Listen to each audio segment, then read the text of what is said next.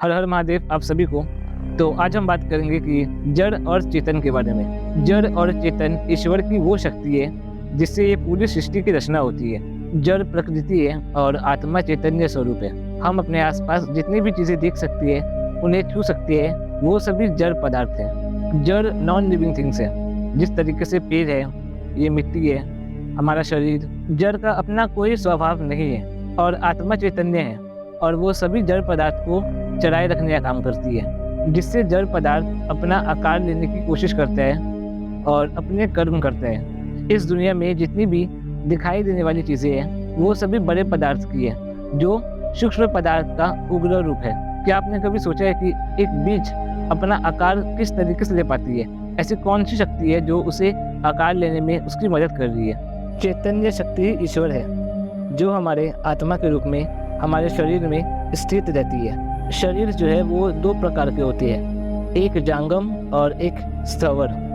जांगम का मतलब होता है जो चीज़ चल फिर सकती है और स्थवर का मतलब होता है जो एक जगह पर रुकी हुई है, जैसे पेड़ पौधे होते हैं। तो जांगम और स्थवर इन दोनों शरीरों में ईश्वर आत्मा के रूप में स्थित रहती है। आत्मा बस हमें सिर्फ चलाए रखने का काम करती है, जिससे हम अपने कर्म कर पाते हैं। जड़ और चेतन जब एक होते हैं तो इसमें अंतःकरण की रचना होती है, जिससे मन, बुद्धि, चित्त, अहंकार की उत्पत्ति होती है। तो जड़ और चेतन जब एक होते हैं तो इसमें अंतःकरण की रचना होती है जो मन के भीतर काम करता है। और इन 4 अंतःकरण के भी 6 अंतःकरण होते हैं, जिससे हम सही गलत समझकर अपना कर्म करते हैं और उस कर्म के फलों को भोगते हैं। दुख ना तो शरीर को होता है और ना ही आत्मा को होता है, क्योंकि शरीर में अगर आत्मा ना हो तो शरीर का अपना कोई गुण नहीं है। लेकिन जब ईश्वर की चैतन्य शक्ति उस शरीर में प्रवेश करती है तो उस आत्मा की रोशनी अंतःकरण में जब पड़ती है तो वो सभी सक्रिय हो जाते हैं और अपना अपना स्वभाव दिखाना शुरू कर देते हैं। जिस तरह से सूर्य का स्वभाव है गर्मी देना, पानी का स्वभाव है शीतल देना, उसी तरह इन सभी अंतःकरण के अलग अलग स्वभाव होते हैं। इसमें ईश्वर कुछ भी नहीं करता, सभी काम अपने स्वभाव के कारण हो रहा होता है। दुख ना तो शरीर को होता है और ना ही आत्मा को होती है। अगर शरीर से आत्मा निकल जाए तो शरीर का पोस्टमार्टम कर दो या फिर उसे चीर कौवे नोच कर खा जाती है, उस शरीर को दर्द नहीं होता है। आत्मा सैकड़ों जन्म देती है, इसलिए आत्मा को भी दुख नहीं होता। लेकिन जब जड़ और चेतन शक्ति मिलकर अंतःकरण की रचना कर देते हैं और हम अपने शरीर को सब कुछ मानना शुरू कर देते हैं, अपने शरीर को ही सत्य समझ लेते हैं, तो बस यही कारण है हमारे दुखी होने का। क्योंकि मन तो पानी की तरह है। आप पानी को किसी भी शेप के कंटेनर में रखोगे, पानी उस कंटेनर का आकार ले लेगा। उसी तरह से हम अपने मन को अपनी इच्छाओं को पूरी करने में लगा देते हैं और इच्छाएं कभी खत्म नहीं होती, और यही कारण है हमारे सब परेशानियों का।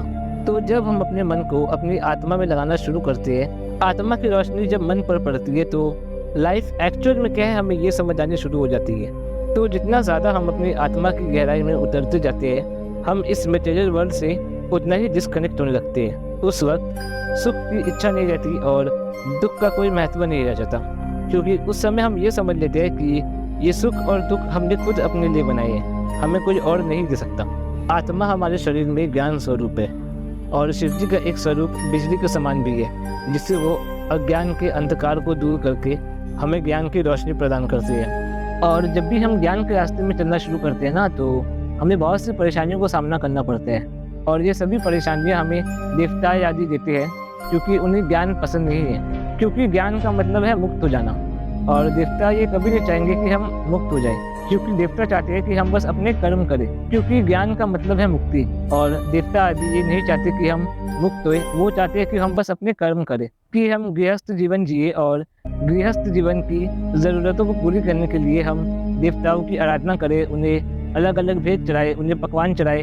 हम जो कुछ भी यज्ञ में आहुति देते हैं वो सभी देवताओं को स्वर्ग लोक में प्राप्त होती है, जिसका भोग करके वो संतुष्ट हो जाते हैं। तो इसलिए देवताओं को ज्ञान पसंद है, देवताएं चाहते हैं कि बस हम कर्म करें। और जो लोग भी ज्ञान के रास्ते में चल रहे होते हैं उन लोगों को देवता परेशान करते हैं, उनके परिवार के किसी भी सदस्य के अंदर प्रवेश करके उन्हें परेशान करते हैं। लेकिन जो लोग भी शिव जी की दृढ़ निश्चय से भक्ति करते हैं और जब शिव जी की कृपा दृष्टि उन पर पड़ जाती है तो देवताएं उन्हें परेशान करना छोड़ देते हैं और वहाँ से चले जाते हैं। तो मिलते हैं आपसे अगली वीडियो पे। हर हर महादेव।